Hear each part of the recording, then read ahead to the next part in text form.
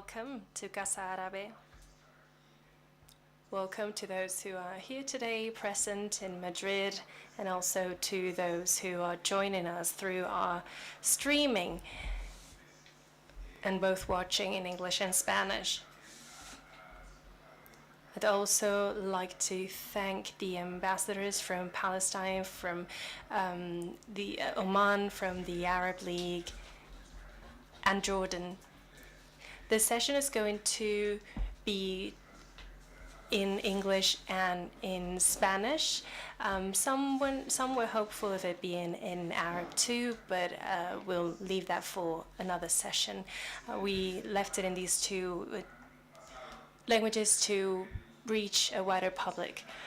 It's been 75 years since that horrible 15th of May that would seal the tragic fate of the Palestinian people and the modern history of the Middle East. The Nakba, or catastrophe, set off the exodus of hundreds of thousands of Palestinian people.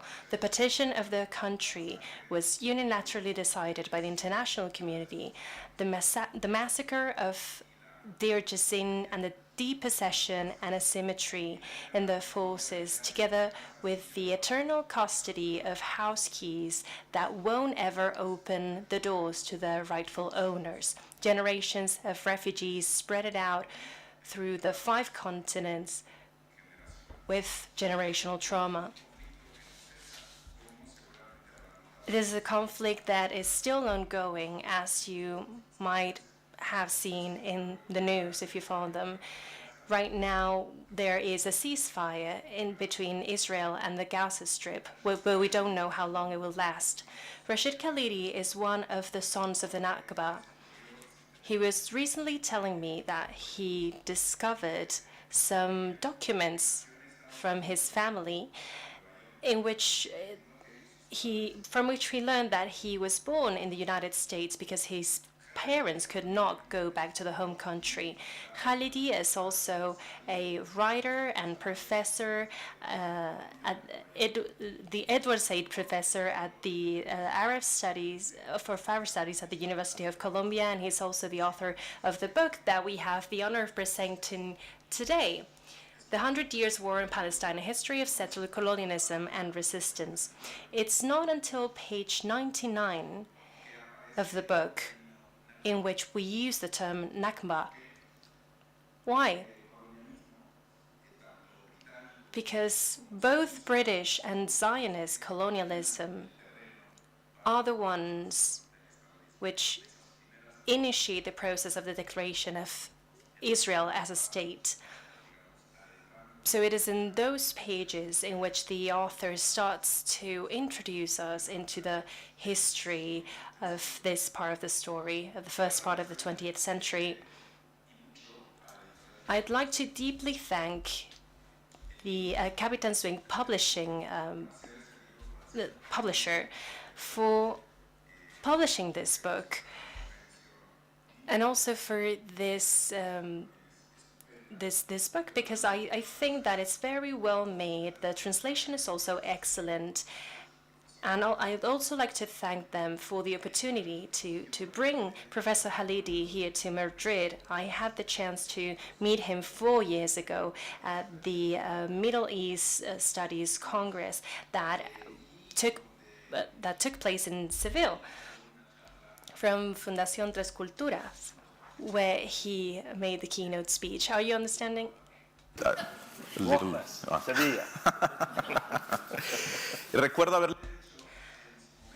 I remember having told him that we would love to bring him to Casa Árabe, and we've had to wait for a bit, 4 years, a football World Cup. But now we're here with a book in our hands, a wonderful book, that is. Today, we're putting together 3 of our objectives at Casa Árabe. First, talk about the Palestine movement and to celebrate the Nakba, to present a book that is new in our Spanish-speaking world, and then also bringing in important voices from contemporary Arab world. We have here today for this presentation Teresa Aranguren, which, as you know, is a journalist whose professional career has been very closely linked to the Arab world and conflict areas. Yesterday, the UNRWA organized and hosted a concert to raise funds, and it was very successful. There was a lot of people there in a famous concert hall here in Madrid, and Teresa introduced Victor Manuel, a singer and musical producer, one of the main artists from the Spanish transition. In Casa Árabe, May has some other important dates. We have the 25th of May, in which we'll show Farha, a film, a very world-renowned film from Darin Salam. She is a filmmaker from Jordan, and we'll have the chance to meet her here. We're very happy about that. Then, on the 31st of May, we'll have with us the writer from Chile, Lila Meruane, with her book Palestina en Pedazos, which is a way of returning home on behalf of those who could never return. But let's come back to today's session. Rashid Khalidi. This book is different from the other books he's written. He talks about the Palestinian history, but he also talks about his family, a very engaged and well-known family. He talks about this on a personal note, but also with some very well-checked evidence and documents.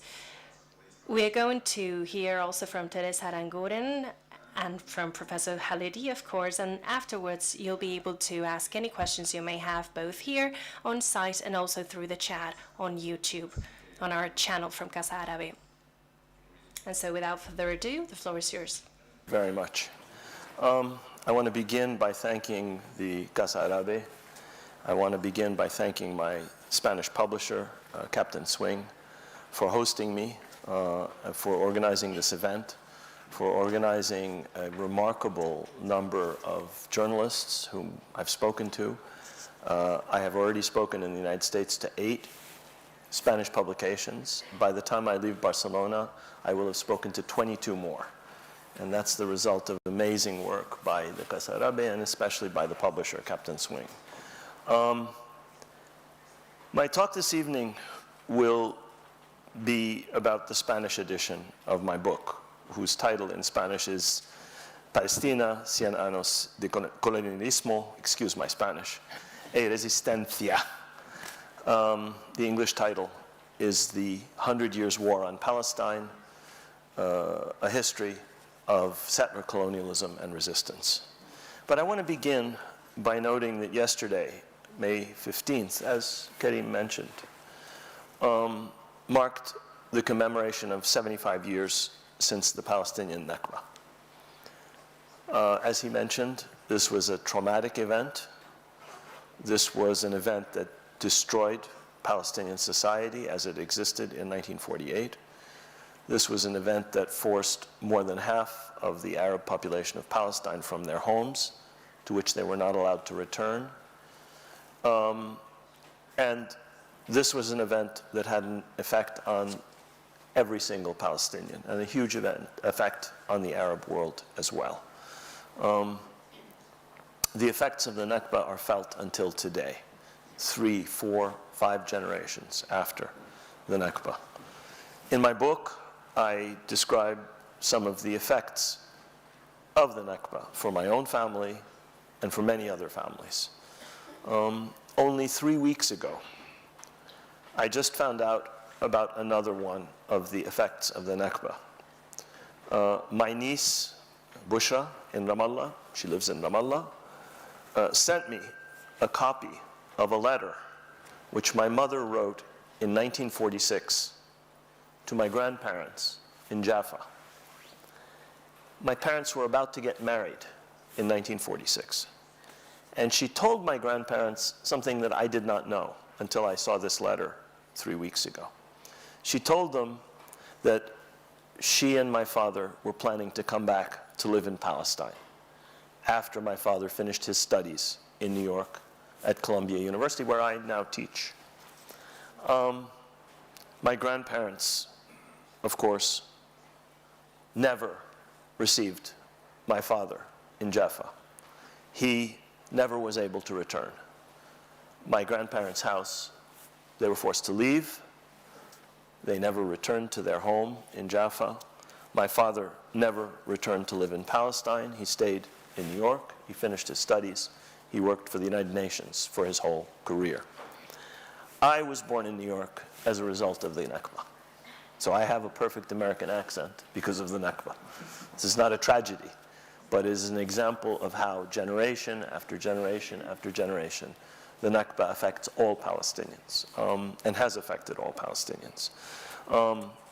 And it's something I literally only found out 3 weeks ago, that my parents were planning to go back to Palestine, and because of the Nakba, they could not do that. I think that the interest in this book in Spain and in the 13 other countries where it has been published. It's been published in Korean, in Chinese, in Japanese, 2 editions in India. It's been published in Beirut. It's being published in Tunis. It's being published in Germany. It's been published in the Netherlands. It's being published in Brazil and in Portugal, different editions. The interest in this book is evidence of an important change that is taking place in terms of how people understand what is happening in Palestine. I think that the younger generation is becoming much more willing to listen to the Palestinian narrative because of social media, because they're wiser and more worldly than their elders, because they don't believe the propaganda that older people have been taught to believe about Israel and about the Palestinians. There is an enormous shift. In February 2023, 3 months ago, Gallup released a poll which showed that Democrats, when they were asked whether they sympathized more with the Palestinians or with Israel, said the following: 49% of them sympathized more with the Palestinians than with Israel. Only 38% sympathized more with Israel than the Palestinians. This is an earthquake in terms of American public opinion. And the change is much greater among younger people than among older people. There's no change among Republicans. There's only a slight shift in favor of the Palestinians among so-called independents. But this is an indication of the fact that the narrative is no longer dominated by the Israeli story of a land without a people for a people without a land, or the lie that Palestine was a desert that Zionism made bloom. The President of the European Union, Ursula von der Leyen, disgracefully repeated that lie in congratulating Israel on its 75th birthday. Palestine was not a desert. In 1914, orange exports from Jaffa in 23 pounds sterling were valued at 44 million pounds. You do not export 44 million pounds of oranges from Jaffa in 1914 from a desert. That lie is one of many, many, many lies that make up a narrative that is no longer hegemonic, with increasing numbers of people in the United States, in Europe, and in the rest of the world.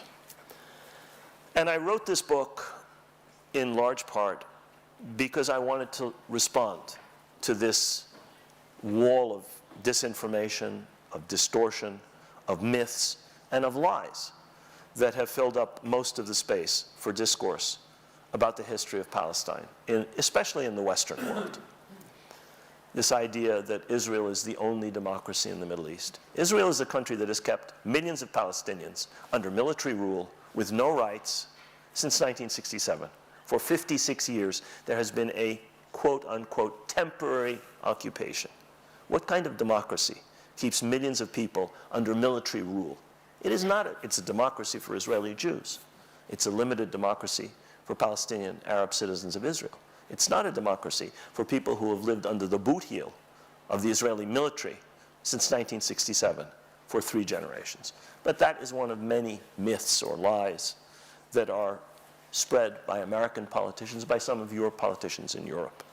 And those are the kinds of things that I wanted to address in this book.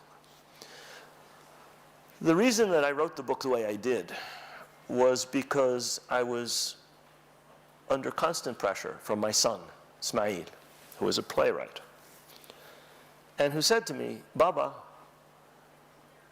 you've written a large number of academic books on Palestine. These are books that only other historians and students can understand. It's time for you to write a book that the ordinary reader, that the general public can understand. And it's time to use your personal experiences, time to use your family experiences, time to use the experiences of my wife's family and other families to tell this story in a way that's accessible to general readers, accessible to people who are not experts." And so this is what I was trying to do. I was trying to write a book for a non-expert audience to include a personal element. I start the book by talking about a letter written by one of my ancestors to Theodor Herzl in 1899. And I continue with a description of what my uncle wrote in his memoirs, of what my wife's grandfather wrote in his newspaper, Palestine. My wife's grandfather was Asa, one of the most famous publishers in Palestine, and a poet and an important figure.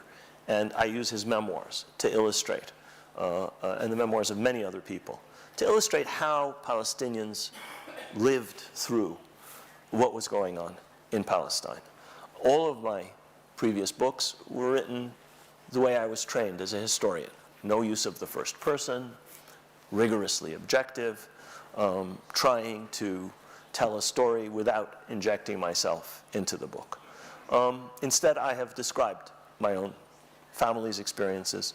I've described what my father told me. My father worked for the UN Security Council for his whole life. And he was in the Security Council every time the Middle East was discussed, from the early 1950s until the late 1960s. And I talk about what I saw in the Security Council chamber as a visitor in one of the chapters of the book. I talk about my experiences in Beirut during the 1982 war, when I had to go pick up my children from 2 different schools when Israel was bombing Beirut.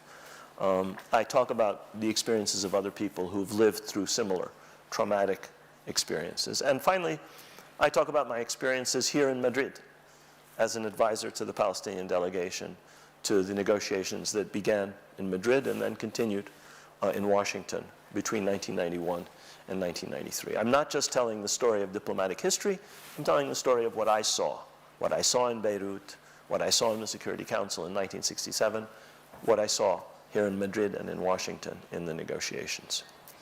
I want to explain why I used some of the terms that I used in the title of the book. I called it 100 Years War on Palestine. Your Spanish title says it is different. But I describe what happened in Palestine not as a war between Palestinians and Israelis. I describe it as a war on Palestine and on the Palestinians. And it's not just waged by Israel or before 1948 by Zionist militias. It was a war waged first by Britain. It was not the Zionists who crushed the Palestinians. It was the British. During the revolt of 1936 to 39, 100,000 British troops, the Royal Air Force, the Royal Navy, thousands of policemen were used to crush a nationwide revolt. 14 to 17% of the adult male Palestinian population were killed, wounded, imprisoned, or exiled by the British. This was a war by Britain on Palestine to implant the Jewish national home in an overwhelmingly Arab country. So it was a multi multi-factored, multi-force war. It wasn't just Zionism. In fact, the Zionists played a minor role until 1948. It was the British. And since then, there were other powers, the Soviet Union and the United States in 1947, and Britain and France at a different period, and finally the United States for the last 40 or 50 years.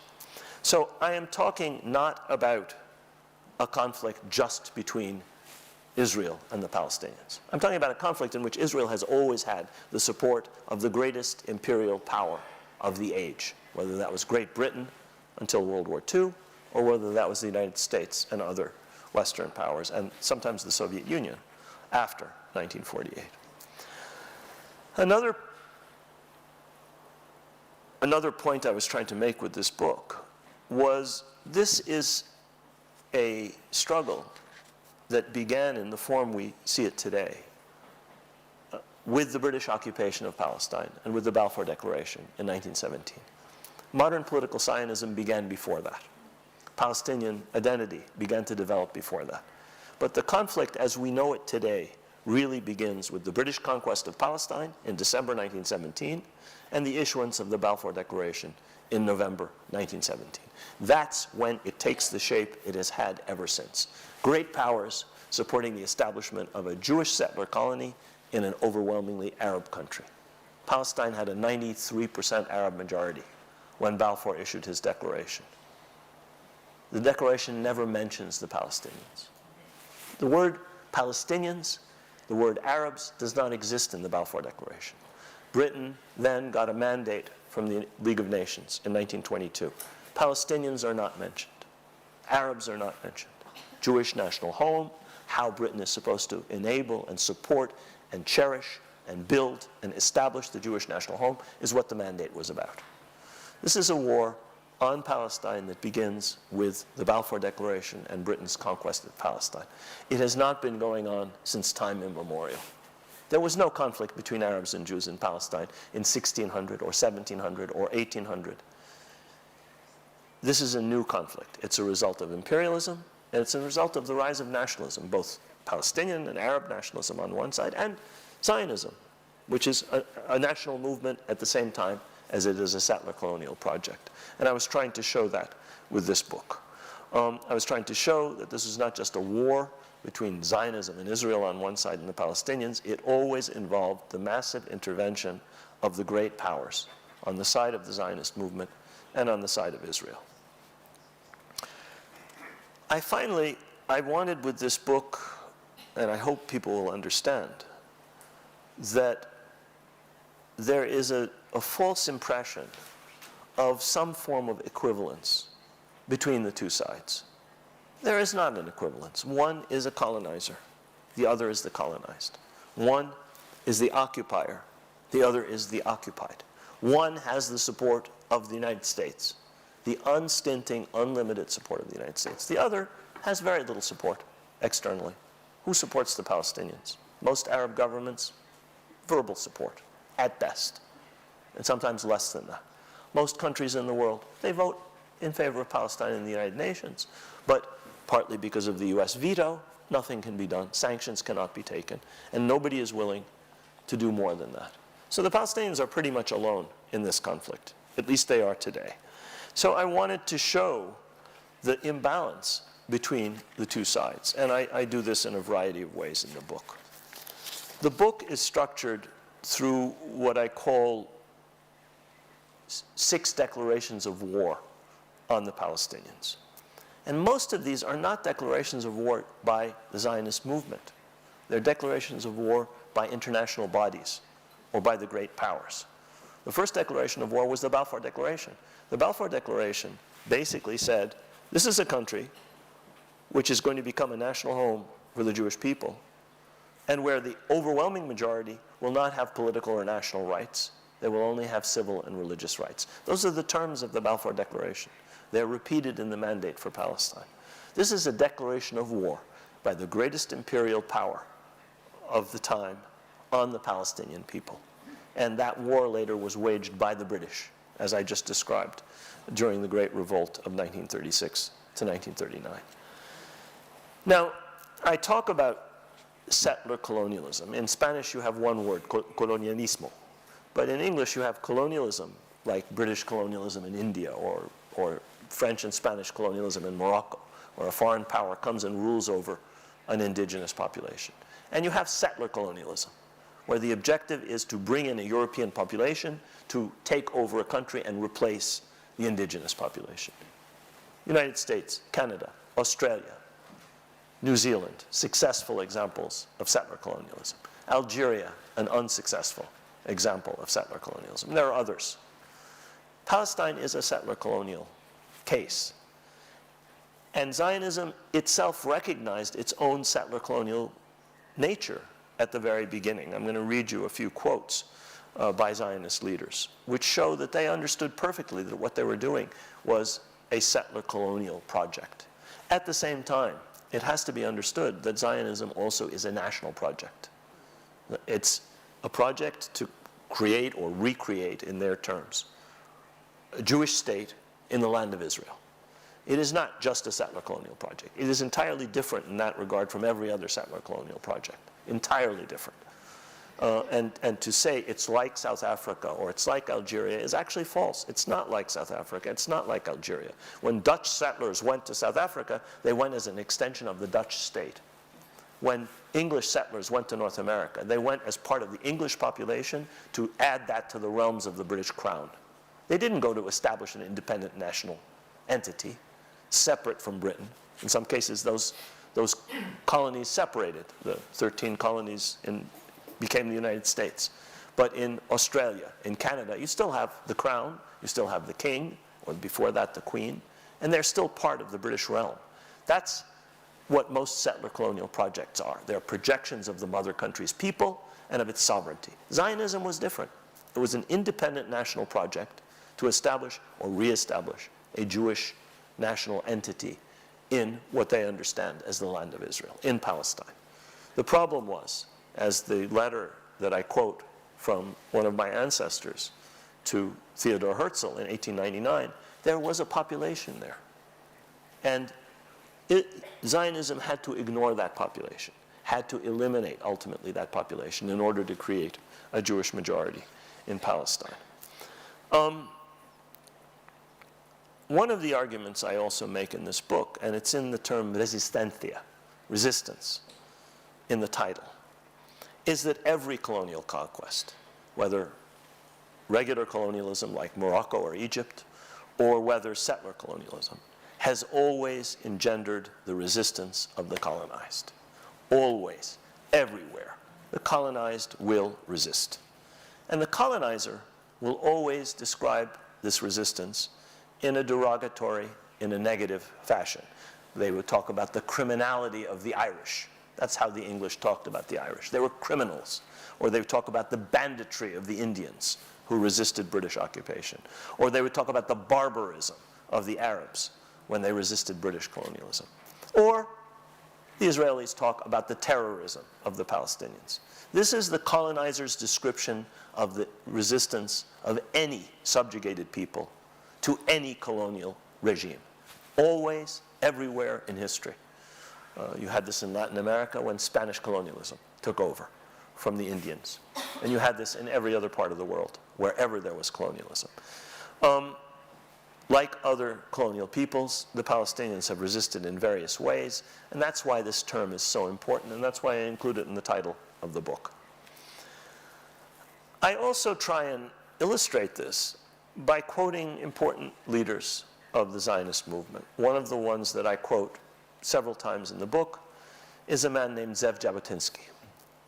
There are settlements all over the occupied territories named for Zev Jabotinsky. Givat Ze'ev. Many, many, many of them. This is Zev Jabotinsky who is named. He was the founder of revisionist Zionism. He was a man who was clear-sighted and very honest, much more honest than many other Zionist leaders. Most Zionist leaders disguised and hid their real objectives from the Arabs, from public opinion. Jabotinsky had no such qualms. He spoke very openly about what he understood Zionism to be. He created a party that became Herut, which became Likud. It's produced Yitzhak Shamir, Menachem Begin, Benjamin Netanyahu, Ehud Olmert, Ariel Sharon. These are all prime ministers that come from the revisionist trend that Jabotinsky founded.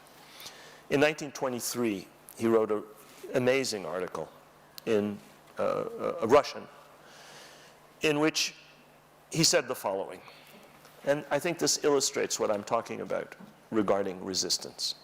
He said the following: every native population in the world resists colonists as long as it has the slightest hope of being able to rid itself of the danger of being colonized.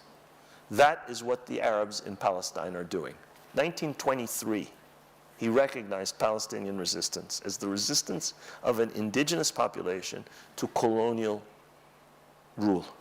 He continued, that is what the Arabs in Palestine are doing, and what they will persist in doing as long as there remains a solitary spark of hope that they will be able to prevent the transformation of Palestine into the land of Israel. So here you have the leader of the most important trend in Israeli politics since 1977. Begin, Shamir, Netanyahu, Sharon, clearly saying this is a colonial project and this is resistance, natural, normal, inevitable resistance. And saying something else. Zionism did not go to Palestine to share Palestine with the native inhabitants. Zionism went to Palestine to carry out, in his words, the transformation of Palestine into the land of Israel. And that is what his heirs in the current Israeli government are trying to do, to transform all of Palestine, from the river to the sea, into the land of Israel. And that's their clear objective, and that has always been the objective of Zionism. And I think when you read the book and you see this quote, you should reflect on his use of some of these terms, the term colonists and colonialism, and his admission that the idea behind Zionism was to transform it entirely into a Jewish state. And I think that we see this with the current government. And I think that in Jabotinsky's statements and in the statements of many others, leaders of the Zionist movement and leaders, Israeli leaders, especially leaders in the current government, these things are apparent. They're no longer ashamed to say what they're trying to do. To those who dispute that Zionism has always had a settler colonial nature, my response to this is something that early Zionists always recognized. They called themselves Zionists, colonists. One of the major land purchase agencies was called the Jewish Colonization Agency. Later became part of the structure of the Israeli government. Jewish Colonization Agency. This is not some anti-Semitic slur against Zionism. This is what Zionists called their own institutions. This is what Jabotinsky described Zionism as doing. And he also explained and understood that force was absolutely necessary for the success of Zionism. I'm going to quote one more passage from Jabotinsky. Zionist colonization can proceed and develop only under the protection of a power that is independent of the native population. He was talking about Britain. Behind an iron wall, which the native population cannot breach. Now, Britain provided that iron wall for 20 years. The United States provides it now. He continued, if you wish to colonize a land in which people are already living, you must find a garrison for the land or find a benefactor who will provide a garrison on your behalf. Zionism is a colonizing venture, and therefore it stands or falls on the question of armed forces. This is an honest man. Whatever you may think of Jabotinsky, he was honest, he was forthright, he was clear. I only wish, and today we have leaders in the Israeli government, the Minister of Finance, the Minister of National Security, who are as blunt, as frank, and as openly racist as are some of these statements. I want to conclude by briefly talking about some of the chapters in this book. I want to talk a little bit more about the Balfour Declaration. I want to talk about the Partition Resolution of 1947, which helped to produce the Nakba of 1948. I want to talk about UN Security Council Resolution 242. And I want to talk briefly about the war on Lebanon. Each of these constitutes one of the chapters, one of the wars on Palestine. I don't have time to talk about all the chapters. I'll just say a little bit about each of them, so you get an idea of the flavor of the book. And then at the end, I want to talk about possible solutions, because everybody always asks, well, what's the solution? And I will give you my view on what I think the solution may be. But to get to the solution, we have to understand what the problem is. The problem is not Arab hatred for Jews or anti-Semitism. There is anti-Semitism. That's no question, including in the Arab world, including in the Muslim world. But anti-Semitism is a European creation. Anti-Semitism is a creation of this continent. Anti-Semitism is the expulsion of the Jews from England in the 12th century. They were kept out of England until 1660, until Cromwell. It's the expulsion of the Jews from France for 300 years. You know your own Spanish history. It's the pogroms in Russia. It's Mussolini and the Nazis engaging in the persecution of Jews in Italy and Germany, and later the extermination of Jews in Nazi Germany. That's historically millennial anti-Semitism. This is the core problem of anti-Semitism. The problem of anti-Semitism is not criticism of Israel. The problem of anti-Semitism is not Arab opposition to the transformation of Palestine into the land of Israel. That's resistance. That's resistance to a colonial project. And that's political. It's opposition to the actions of a sovereign nation state, the state of Israel. It has nothing to do with anti-Semitism. Anyone who smears support for Palestinian rights with the charge of anti-Semitism is doing two things. They're libeling anyone who supports Palestinian rights, and they're demeaning the struggle against real anti-Semitism, which is an enormous problem in Europe, in the United States, and in other parts of the world. But the problem is not criticism of Israel. The problem has to do with hatred of the Jews because they're Jews.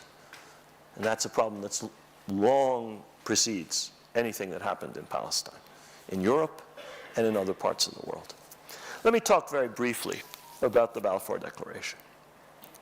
The Balfour Declaration basically committed Britain and later the League of Nations to creating a Jewish national home in Palestine, and said that it would do so, it being, I'm now quoting, it being clearly understood, this is Balfour's wording, it being clearly understood that nothing shall be done which may prejudice the civil and religious rights of existing non-Jewish communities in Palestine. Talking about a national home for the Jewish people means you're giving political and national rights to one group, and not mentioning the Palestinians, 94% of the population, except as the existing non-Jewish communities, and saying they will not have national rights, they will not have political rights, they will only have civil or religious rights, means you are making war on them in support of this Zionist project. And that is what Britain proceeded to do. That's what the British mandate for Palestine was intended to do. So I call the Balfour Declaration the first declaration of war on the Palestinians. Let me talk quickly about UN General Assembly Resolution 181 of November 29th, 1947, the partition resolution. The United Nations Charter in 1945 raised as the highest principle of international relations, or one of the highest principles, self-determination. What should have happened in Palestine when the British handed over the problem to the United Nations was that the Palestinian Arabs, who were the overwhelming majority of the population, should have achieved self-determination and statehood, with a large Jewish minority of about 35% of the population. Instead, under the pressure of the United States and the Soviet Union, the United Nations General Assembly voted to give most of Palestine to the 35% minority, to give less than 50% of Palestine to the 65% Arab majority. In other words, it denied self-determination of the Palestinians in the entirety of their country, and it gave most of their country to a small minority of 35%. 7% of the land of Palestine was owned by Jewish institutions in 1947. The rest of the country was either Arab-owned or was state land. Overwhelming majority was Arab-owned, and a lot was also state land. it was basically saying this country that is populated by Arabs and that is mainly owned by Arabs is in its majority going to be given to the minority that owns only a fraction of the land. This was a violation of the UN Charter, just as the mandate for Palestine was a violation of the Covenant of the League of Nations, which talked about Palestine and other Arab countries as provisionally independent. And it never allowed, the League of Nations never allowed the Palestinians to have independence. The United Nations, by General Assembly Resolution 181, never allowed the Palestinians to have self-determination. I describe this as a declaration of war on the Palestinians. It's not a fair or just or Solomonic decision. It is a decision which was essentially a violation of the UN Charter and of the national rights of the majority population of Palestine, the Arab majority. Let me talk briefly about UN Security Council Resolution 242 in 1967. In the chapter that I discussed in 1967, I begin by what I witnessed in the Security Council when the Security Council was debating a ceasefire resolution to stop Israel's advance on Syria on the 5th day of the war. And I describe how the United States obstructed the passage of a resolution that would have forced Israel to stop.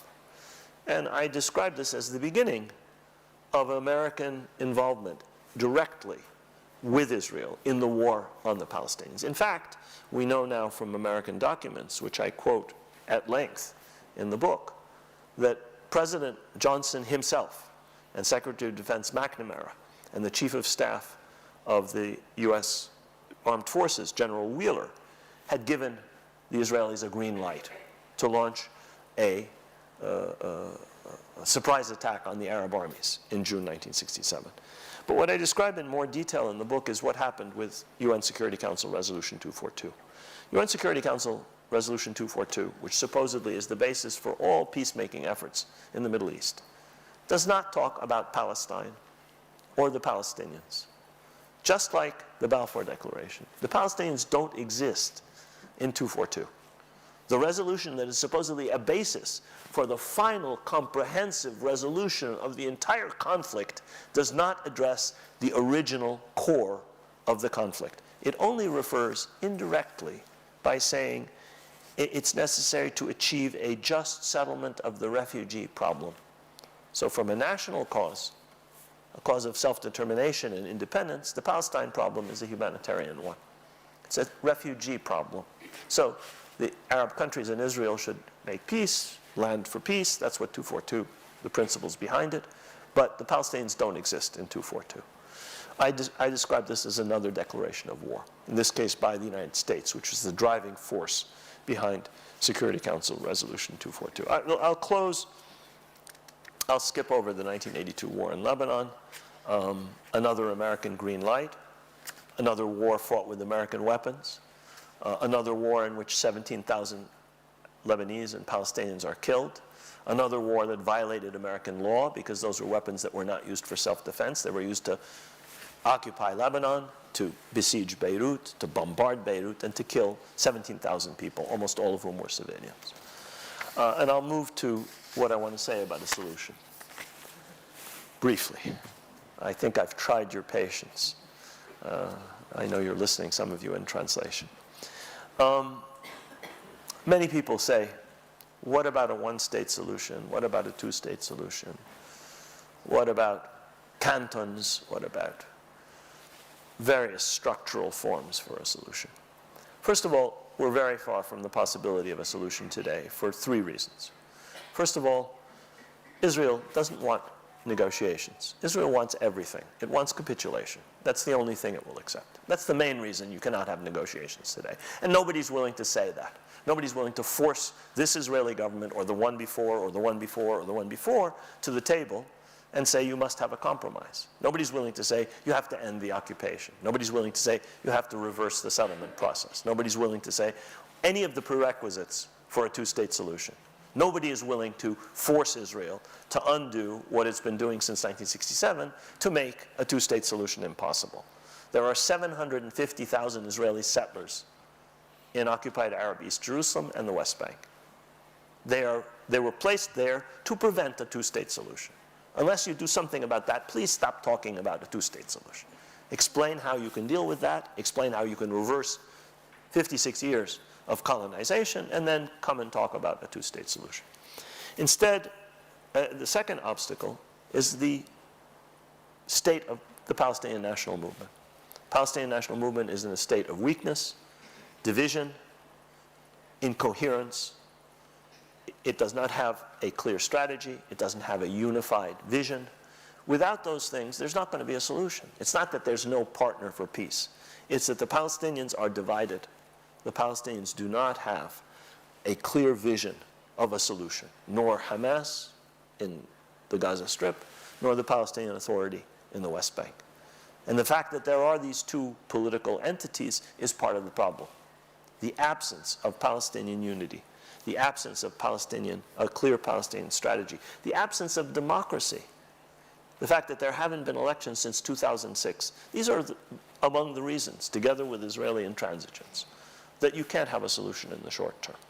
Thirdly, you have a biased power, which insists on monopolizing the so-called peace process. You have the United States, which is Israel's closest ally, which gives it $3.8 billion in weapons every single year, which are used largely to oppress the Palestinians, which cannot be the mediator, which cannot be the broker, which cannot be the arbiter. You have a structure, you don't have a structure for a negotiation. You have an Israeli leadership that is completely unwilling to make any concessions, or even to negotiate.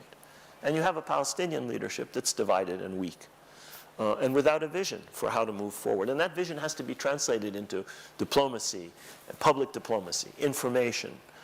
Palestinian civil society does its best, but you have to have a unified Palestinian national movement. So there's no solution in the short term, unfortunately. When there is a solution, the only lasting and sustainable and just solution has to be predicated on justice and equality of rights. Every right, whether individual, civil, religious, property rights, group rights, national rights, have to be equal. One group cannot have rights at the expense of another group. One group cannot claim supremacy over another group. One group's property rights cannot transcend another group's property rights. One group's religious rights have to be the same as everybody has to have freedom of religion. You cannot have police going into the Al-Aqsa Mosque and beating worshippers because they want to spend the night during Ramadan in Masjid Al-Aqsa. This is not freedom of religion. These are not equal rights. Nobody's going into synagogues and preventing people from worshiping as they choose in Israel or anywhere else. And if they do, it's a criminal act. But Israel does this with impunity. So you have to have equality of rights. That's the only basis on which there can be a solution. Whether this is two states, more than two states, a federation, a cantonal system, a federal system, it really doesn't matter. That arrangement, that regime, that system has to be based on justice and equality. It has to reverse the processes of colonization and of Israeli dominance that have started with the Balfour Declaration and that have continued until the present day. Rights for one group, rights for one individual cannot be dependent on the deprivation of the rights of others. Thank you very much.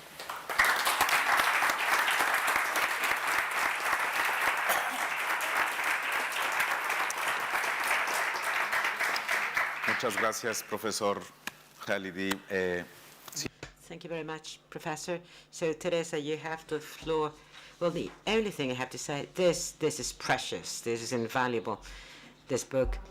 I usually say this every time I speak about Palestine, that, you know, what's funny and what's quite significant is that in Palestine's recent history, only in recent history in Palestine since the turn of the century until 1948, when the State of Israel was born, we have everything is so well documented: population census, the property rights, land deeds. We have we have testimonials, we have witnesses. Okay, I'll wait so you can understand.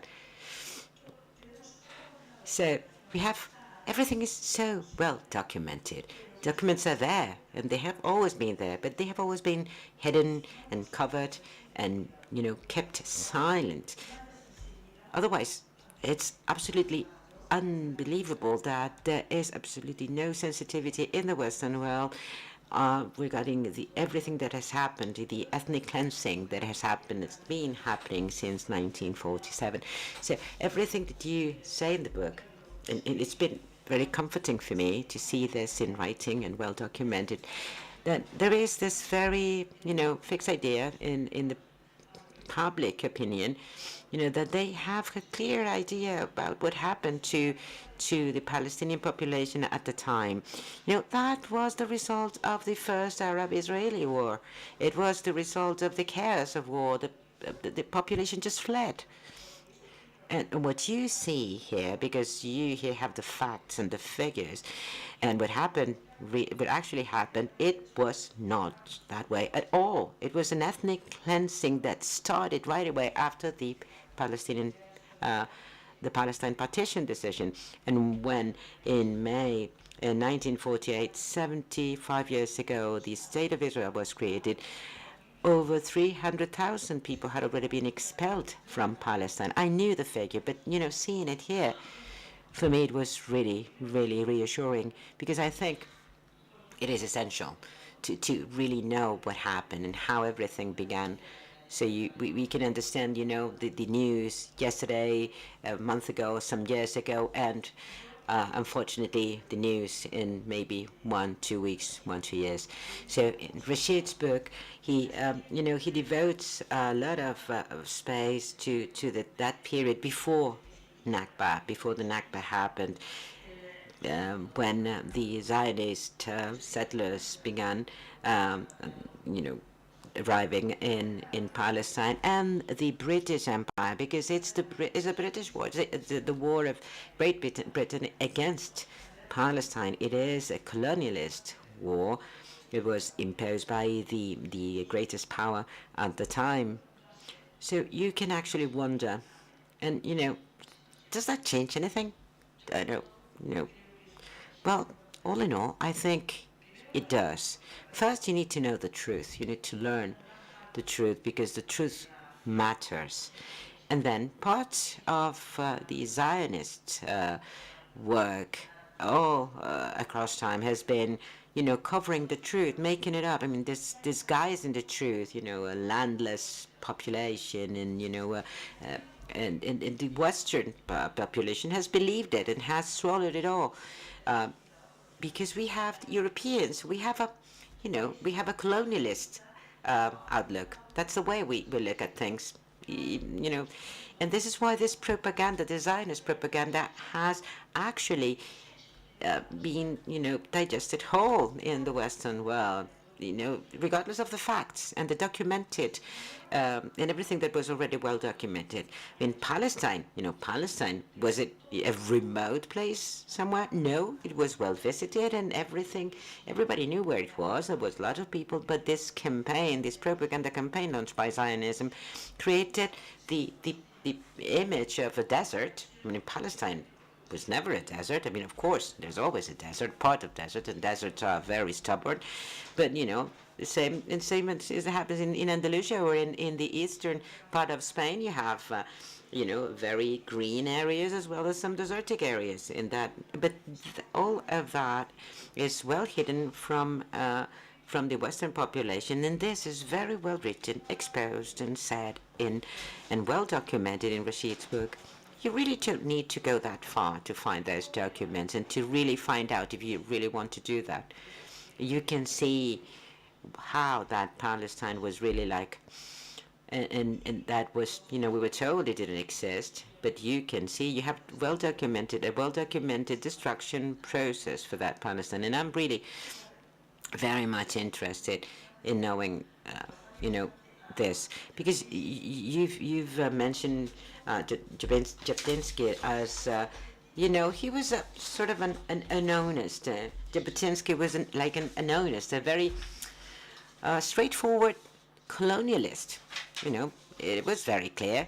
I mean, they were self-defined colonialists, and they said this, very clearly. But they didn't do this. I mean, they didn't do the colonialist job. Sure, it was the Ben Gurion's side, the one that was, the side that was more palatable for the European taste. So, out of the two sides, because now it's Jabotinsky's descendants or heirs who are in power. So it is the clear, the very, very straightforward Zionism and colonialism that, it says things as they feel them. But for many, many years, Israel was that, that kind country that was considered as a friendly country by Western public opinion. It's hard to call them that when you really know what's behind that. But what do you think? What side do you think is more dangerous in thinking about the future of the Palestinian population? That's a good question. Frankly, I think that each has a different. I don't need this. I'm hearing myself. in English. Each is dangerous in a different way. Those who deceive Western public opinion, like labor Zionists, Ben Gurion, Weizmann, and their successors, Rabin, Golda Meir, Levi Eshkol, and so on, are colonialists without saying the word. It's the colonialism that does not say its name. Jabotinsky and his followers are unashamed colonialists. They are more, especially this generation, this leadership, the current government, are far more aggressive in their policies towards the Palestinian population who are citizens of Israel and towards the Palestinians under occupation than were the labor Zionists. Now, anybody who looks at the process of the colonization of the occupied territories will know that this process started with a labor government under Levi Eshkol in 1967 with the Alon Plan. So this is not a revisionist Zionist, greater land of Israel vision. This is a vision implemented from 1967 until 1977 by labor governments and continued by labor governments under Barak, under Rabin, under Peres. The difference is they have a good image in the West, exactly as you said. Fortunately, or for us in a way, people like Smotrich and people like Ben Gvir talk about Jewish supremacy, Jewish power, Jewish rights, that the Arabs, Smotrich said in the Knesset a couple of years ago to an Arab member of Knesset, Ben Gurion should have finished the job. He was talking about ethnic cleansing. The ethnic cleansing, the only problem was it was not completed. That's their view. And Europeans should take this seriously, and Europeans should do something about it. You have people who say, we are racist, we are Jewish supremacist, we believe in one people, only one people has rights in this land. Well, if you want a two-state solution, you're talking about two peoples. And there has to be some accountability. Of course, Europe is just like the United States. It does not hold Israel accountable, nor for colonization, nor for occupation, nor for assassination of Palestinian leaders. They've assassinated hundreds of Palestinian leaders. I know many people who were assassinated by Israel. Many, many people. They were not, many of them didn't even know how to use a gun. Hassan Kanafani, Kamal Nasser. I could go on and on. They were killed in Madrid. They were killed in Rome. They were killed in Paris. They were killed in London. They were killed in Beirut. They were killed all over the Arab world. They were killed all over the world.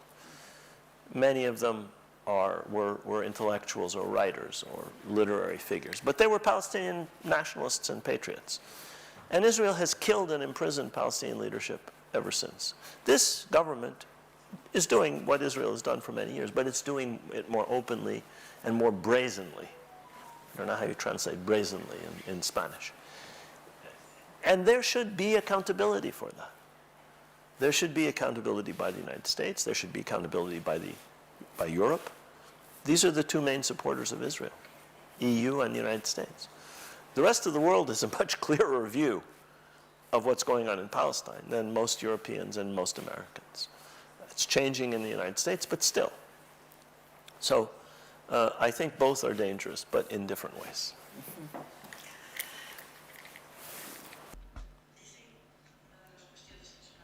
One of the things you were talking about is that Europeans and the US would hold Israel accountable when they talk in a racist way, when they say they're supremacists. However, we know that this does not happen. Reality is not so. So my question is, what can Palestine do, the Palestine people do? You focus a lot in the book at the period before 1948.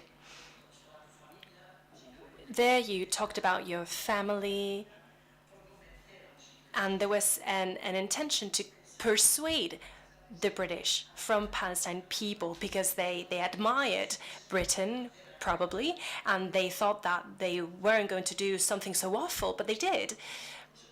So now we can ask ourselves, how does Europe accept this? But they're doing it every single day. They're accepting it. They're allowing it. So how can the Palestine people look for support? Because you said that the Palestinian movement is very weak right now. They're very lonely right now. So how can they look for more support, for more allies? I know it's a difficult question. It is a difficult question. And it's a painful question. Yes. Because, you know, liberation depends on yourself. It doesn't depend on other people. You need help. You need support.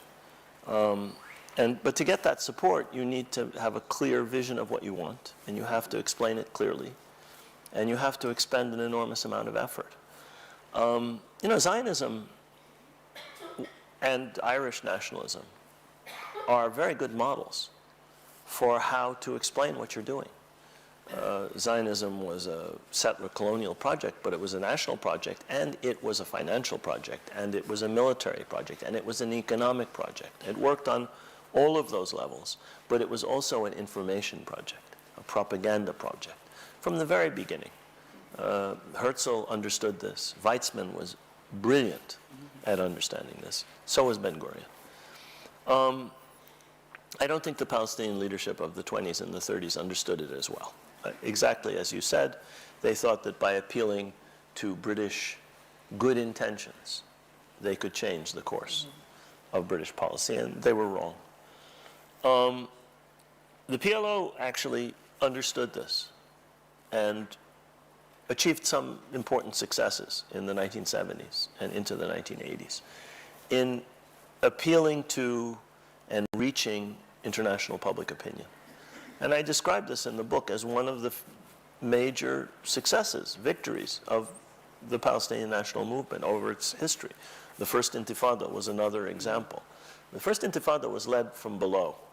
The First Intifada was a grassroots movement. It was not led from above, it was led from below. And it's another example. And I think that that's the model, that this has to be an effort today, given the weakness of the Palestinian national movement, given the divisions in Palestinian politics. This has to be Palestinian civil society that will take the lead. Now, they operate under enormous constraints. I mean, there are raids every day somewhere in the occupied territories. One day Nablus, one day Jenin, one day Jericho, one day Hebron. Anyone opens their mouth, they're liable to be arrested. And by open their mouth, I mean do any political organizing by the Israeli occupation authorities. So some of that can be done by people in Palestine, but more of it has to be done by Palestinians who are free to act outside of Palestine. And in the United States, I have to say, there has been an enormous change, partly because of activism of Palestinian civil society, but partly because there's been a building of alliances with other movements in the United States, such that there actually is a structure of solidarity, at least on college campuses, among some churches, in parts of the Jewish community, which didn't exist before. And I think this is a model that has to be built on. It's partly up to the Palestinians themselves. It's Palestinian and Arab and Muslim students who are in the lead, but it's also Jewish students and others, blacks and Latinos and LGBTQ groups, Native American groups, all are involved in this. And the impact of it can be felt in the US Congress already. There never was more than one or two members of Congress who dared to say one word about Israel. In the whole history, from Woodrow Wilson till 10 years ago, 15 years ago. Today, there are 30 members of Congress who are co-sponsors of a measure to prevent Israel from using US money to imprison Palestinian children. I mean, it's the lowest level. Please don't use our dollars to put children in jail. I mean, how much less could you ask for? Nobody's talking about $3.8 billion. Nobody's talking about vetoes in the Security Council. Just don't use US money to throw children in jail. But there are 30 or 20, I don't know the number, over 20 sponsors in the House of Representatives. We never had this before. This is because there is a change at the grassroots. I mentioned the Gallup poll. Those are members of Congress who know that the voters support what they're doing when they speak on behalf of Palestinian rights. And that's an example of how eventually this kind of solidarity work can build to the political level. Now, there's a long way to go. I'm not saying that, we've reached the millennium, hosannas, alhamdulillah, we've won. No. These laws will not pass. These groups are these members of Congress are under furious attack. AIPAC has a political action committee devoted to defeating every Democrat every Democratic member of Congress who has been critical of Israel. And so they face enormous pressure, but they're not afraid. I was in Washington 2 weeks ago. I was talking to some of these representatives, and they know that they have support of the voters, even if there's opposition. And I think that's a result of changes at the grassroots, and that's what's possible. I'm not a European. I don't know. I'm not Spanish. I don't live here. I don't know about France. I know a little bit, but I can't say how that would work. But I think in each European country, it should be possible to do some of the same kind of things. You have independent sovereign governments. You're not ruled by Ursula von der Leyen, okay? She can talk about making the desert bloom until she's blue in the face, but she doesn't tell you in Spain or the French or the Germans or the Dutch or the English or the Scottish and Welsh and so forth what to do. Your sovereign states, if your money is being used to build schools that Israel destroys, and water tanks that Israel destroys, and roads that Israel destroys, and takes over areas where the EU has spent money, you don't wait for Ursula von der Leyen to protest. She won't protest. And there are many European governments that will never. They're afraid of being accused of anti-Semitism if they say one word critical of Israeli policy, of the policy of another sovereign government. Nothing to do with anti-Semitism, but they're afraid. But that's not true of every European country. The Irish are not afraid. The Greeks are not afraid. There's no reason that Spain or Portugal or many other countries where public opinion is more sympathetic cannot say, we object loudly in Jerusalem, in Tel Aviv, wherever your embassy is in Tel Aviv, and loudly in Brussels. Okay, I think we're going to pass the microphone. ¿Quién quiere hacer algún comentario? Aquí los... Who wants to ask a question? There's a question there for Nuria, and then we have some questions among the ambassadors. Much, Professor Khalidi. I would like to ask you, connected to what you were just talking about, the shift in the public opinion in the United States, to what extent the BDS movement has played a role on this, and what is your opinion on this grassroots for solidarity or movement? Thank you. It's a good question. Should I take several? Yes. Okay, let me make notes then. We're not out of time, so please, Ambassador of the Arab League and the Palestinian ambassador. No? Thank you, Professor. Since you mentioned the Gallup survey, which is a reflection of the change in the popular mood, What is your interpretation of the present American administration, of its indifference vis-à-vis the peace process, which we are also observing in many European countries? Thank you. Primero que nada, quiero agradecer a First of all, I'd like to thank Casa Árabe for the opportunity, also Professor Khalidi and Teresa. I've seen several Palestinians here, and we all are different parts of the Nakba. We are a product of the Nakba in different ways. Professor was born in New York because of the Nakba. I was born in a refugee camp because of the same event. And other colleagues of mine have also lived this experience because of other reasons, because of the Nakba. So I'd like to thank Ismail, the professor's son, because he was the one who led to the writing of this book.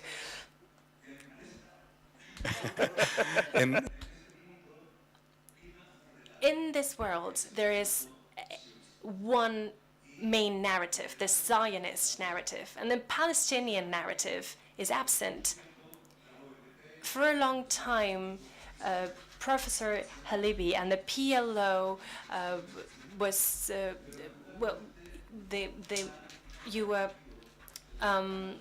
trying to focus on that narrative. However, this narrative has not been spread, and thanks to other professors from the Edward Salir, Professor Halabi, and other professors have had a very essential role in this. However, I'd like to ask, what are the problems, what are the obstacles for intellectuals when they try to spread a narrative that goes against the dominant narrative? Thank you, Dr. Khalidi, for your informative presentation. I just want to reflect on the European, if there is a European role that... The microphone, I think it's not too close to. Okay, that can be played in the resolution of the Palestinian problem. How do you envisage that in vis-a-vis the American being biased to Israel? Thank you. Yeah, yes. Thank you for all of those questions. Let me answer the question about BDS first. The change that's taking place in the United States is mainly among young people. The polling is very clear about that. The younger you go in the age pyramid, the more support, more sympathy there is for the Palestinians. And I think that BDS has played a really important role on that through its impact on college campuses. There are about a dozen American college campuses where students have voted to ask their universities to divest from companies that support the occupation. So Hewlett-Packard, for example, or other companies that sell arms to Israel, bulldozers to Israel, and so on. And in almost every one of these college campuses, these resolutions have passed by large majorities. On my campus, at Brown, at the University of Illinois, all over the United States. And this is largely a result of the BDS movement. The result has not been that universities divested, but that's not the point.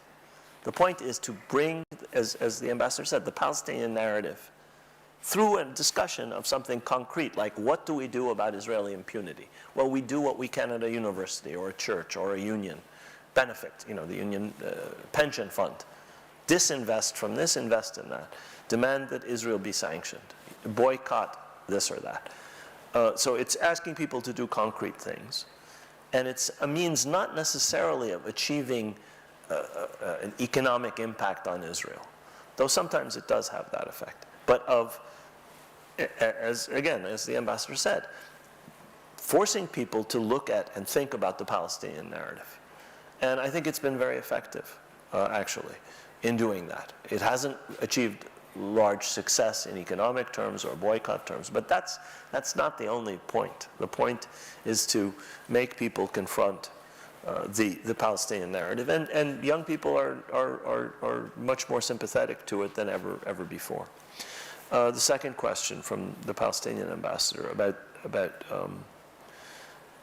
the Gallup survey and about the Biden administration. Sorry, the ambassador of the Arab League, Afwan, from Safir Casa Árabe. I wrote it down and I missed it. About the Biden administration. The Biden administration has not changed any major policy of the previous administration on Palestine. Trump moved the U.S. Embassy to Jerusalem, recognized Jerusalem as Israel's capital, recognized Israel's annexation of the Golan Heights, closed the PLO office in Washington, and shut down the U.S. consulate in East Jerusalem. Those are 5 major, 4 of them about Palestine, 1 of them about occupied Syrian territory. Biden administration has reversed none of these. A new embassy is going to be built in Jerusalem. One of the places being considered is the so-called Allenby Barracks, which is a plot of land that the British used as their military headquarters, and which includes property belonging to Palestinians and to Palestinian awqaf, including many Palestinians who are U.S. citizens. So those citizens, this is civil society, those citizens have written to the Secretary of State and said, you cannot build your embassy on Palestinian land stolen by Israel, which belongs to some Palestinians who are now U.S. citizens. That's what civil society can do. Now, whether they build it there or not, we don't know. My point is that the Biden administration has made no significant changes in the policies of the Trump administration, including trying to persuade Arab countries to normalize relations with Israel and establish diplomatic relations with Israel while it continues to occupy and oppress the Palestinians. That policy has continued under Biden. The only reason that it hasn't succeeded is because the new Israeli government is so revolting and so objectionable and so racist and so extreme that even countries that have relations with Israel have recoiled. The United Arab Emirates and the Bahraini ambassador declined to attend a dinner given, an iftar given by the Israeli foreign minister because of what Israel is doing. And these are governments that have diplomatic relations with Israel. So the reason that Biden has not succeeded in bringing other Arab countries into putting the Palestine issue aside and establishing relations with Israel is the objectionable policies of the current Israeli government. The Biden administration is committed to pretty much the same policies as Trump, without all of the fanfare.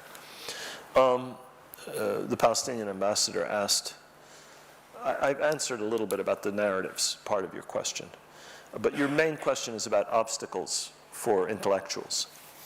There are obstacles for intellectuals and for academics and for students. There's an organization called Palestine Legal, which deals with attempts to muzzle Palestinian students and Palestinian academics by universities, by outside bodies, by politicians, and it provides them with legal defense and advice in how to deal with when a university shuts down a pro-Palestinian group, or when a student is disciplined for doing something that involves expression of their opinions on Palestine. And they have hundreds of cases every year. So there are big obstacles. But that has not stopped the students or the activists. On the contrary, in some ways it's encouraged them. And it really hasn't stopped the academics.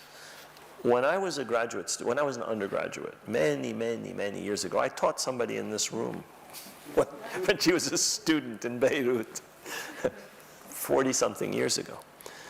When I was a student, before that, there were very few books on Palestine available. Academically, there was nothing. It was a desert. It was a real desert. Today, there are hundreds of books in sociology, political science, history, literature about Palestine. 50, 60 years ago, there were no Palestinian poets. There were no Palestinian memoirs. Today, publishers are publishing more and more stories about Palestine. American publishers, British publishers. Every day I get a new book by Palestinians. And each of these is a part of the Palestinian narrative.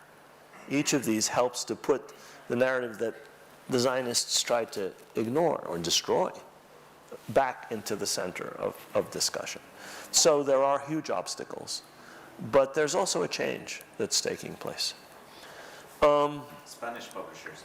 And an amazing reception among the Spanish media. I will have, when I leave Barcelona, I will have had 30 interviews with Spanish media. That's amazing.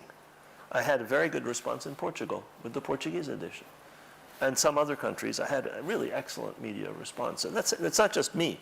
I mean, Rashid Khalidi, books about Mahmoud Darwish, books about Ghassan Kanafani are being published today that never were published before. This means that publishers don't do things because they like the politics. They do things because they can make money. So that means that there's an audience, there's a market for these things. The question from the Jordanian, Safit al-Urdun, from the Jordanian ambassador about the role of Europe. Europe has a big role today. It's a negative role.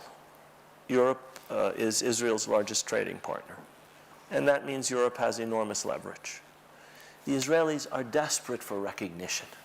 They want to be part of Eurovision. They want to be part of European soccer. They want to be able to come to Europe and visit. There's leverage there. There's leverage there. It's not used. On the contrary, Britain, France, most major European countries are enormously supportive of everything Israel does. Read what Rishi Sunak said when Netanyahu was visiting London. Read what the German leaders, or the French Macron, when he visited Paris. These are people who are pariahs in their own country for half of the Israelis. Actually, more than half of the Israelis. 20% of Israelis are Arabs. And half of the Jewish population is against what this government's doing. But they're welcomed in London and Berlin and Paris. That's Europe. That's what Europe is doing. Europe plays a negative role. Europe could play a positive role.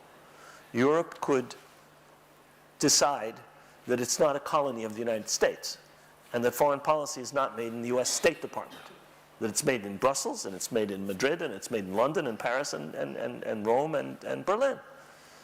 And that just because some Eastern European countries don't want to do anything that criticizes Israel because they are sympathetic to Israel, it doesn't mean that every European country has to shut up.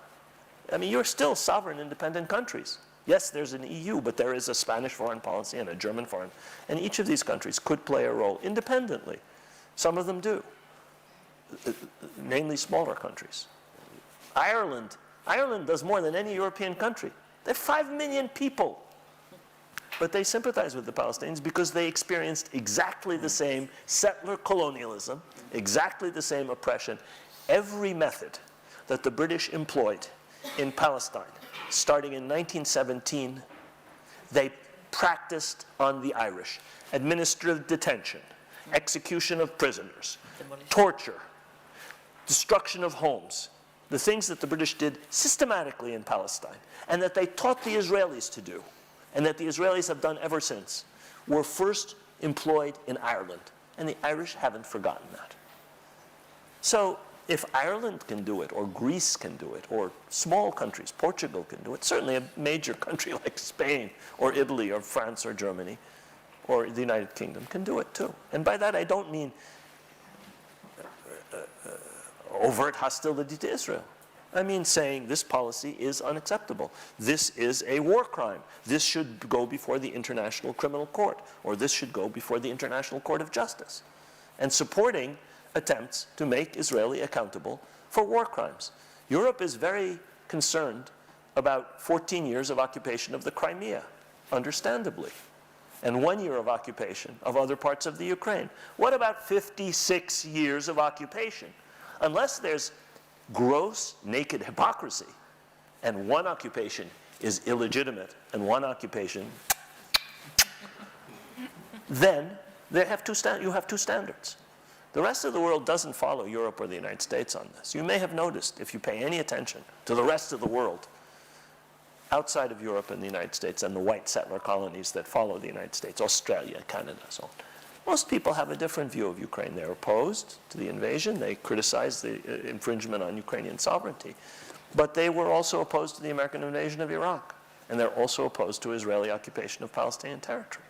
And that's what Europe should say. It's to say we're opposed to occupation here, we're opposed to occupation there. If we impose sanctions here, we can impose sanctions here. but only one group of countries are sanctioned. And that's not beyond the capability, and that may be impossible to do this for all of Europe. The Hungarians will object. The Poles will object. Fine, let them object. They're sovereign countries. They can do what they want. Spain, Portugal, Greece, Belgium, Ireland, whichever country it is, can do what it wants. And a group of countries doing it together would have an even bigger effect. That requires work on public opinion in each different country. It requires going from the social media level and the civil society level to the political level. And then a little bit of coordination, maybe in the European Parliament. I mean, I'm not a European. I can tell you about the United States, how it could work and how it works. But it's for Europeans to decide, do you want to be accomplices of war crimes, of occupation, or not? Very long answer, I'm sorry. Pues vamos a hacer una ronda muy rápida porque se nos... A very, very quick round of questions because we have very, very little time. 2 more questions. Excellent. Thanks a lot, Mr. Khalidi, for the awesome presentation. I just got a quick question.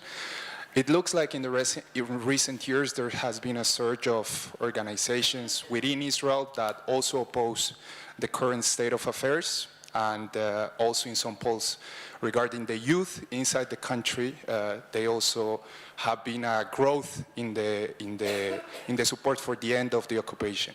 Do you have any hope, or do you see any prospect of cooperation between organizations inside of Israel and from the Palestinian side? And Razan, one last one.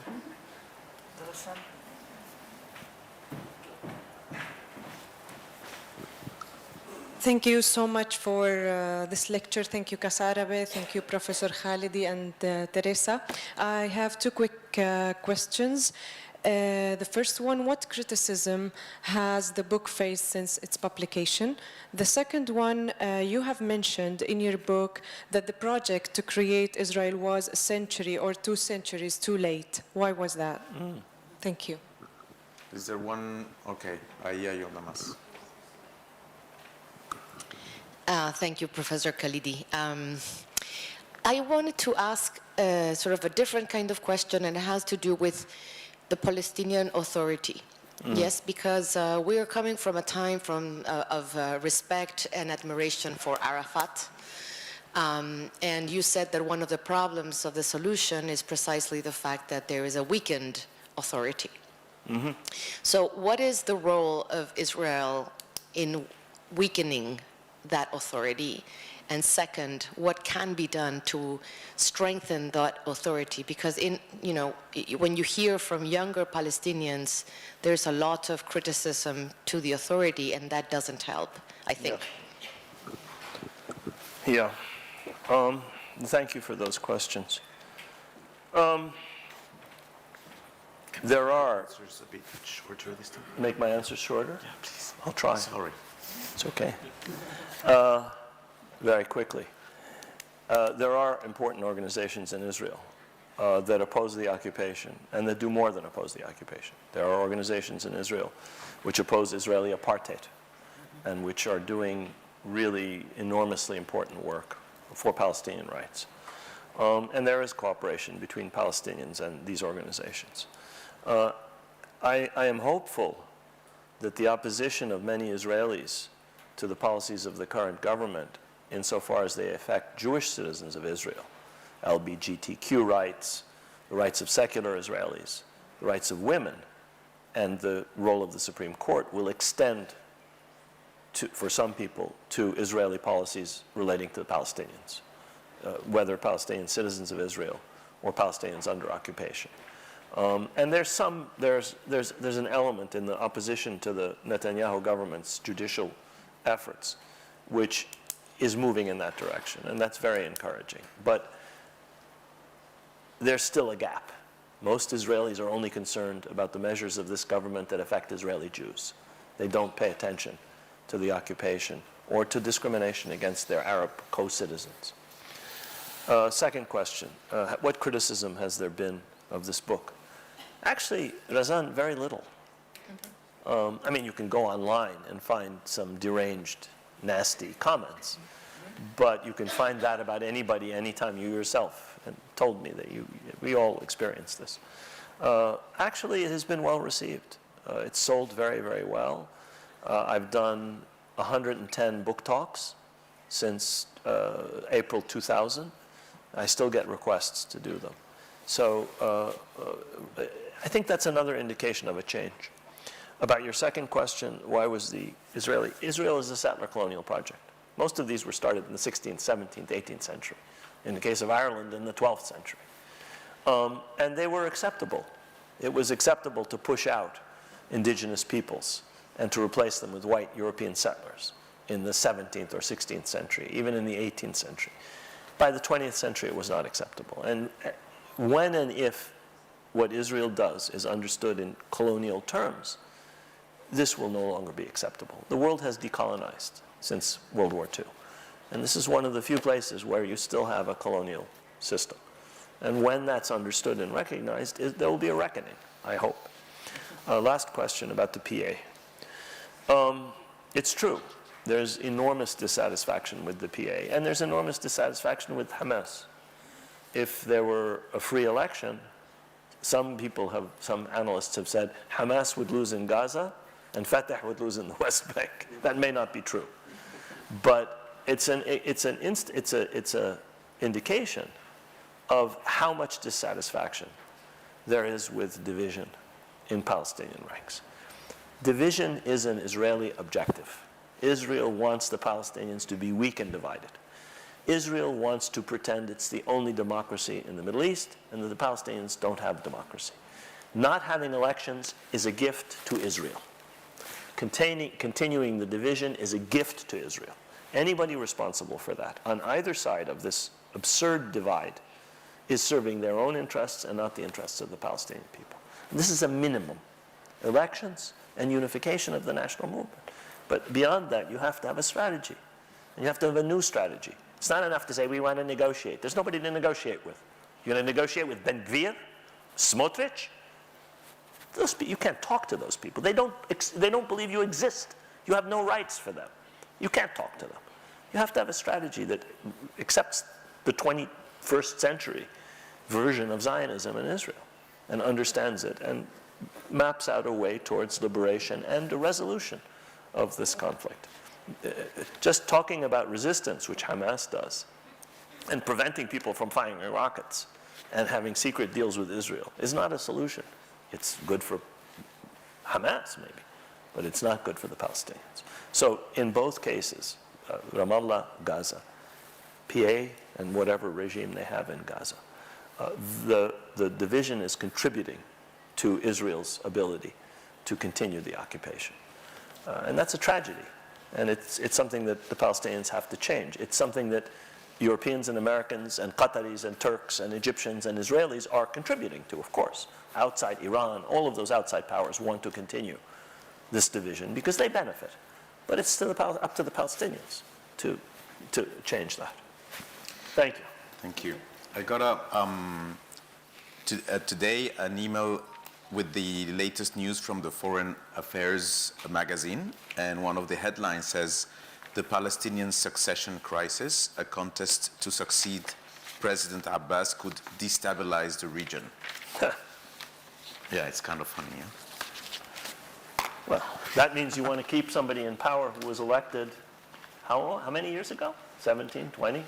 But, I mean, you just mentioned that there are so many other actors involved in... The United States is a big actor.